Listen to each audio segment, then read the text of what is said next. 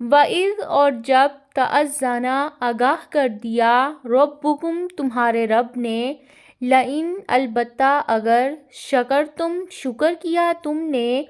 لَأَزِیدَنَّکم البتہ میں ضرور زیادہ دوں گا تمہیں وَلَئِن اور البتہ اگر کفرتم تم نے ناشکری کی ان بے شک عذابی میرا عذاب لشدید البتہ سخت ہے۔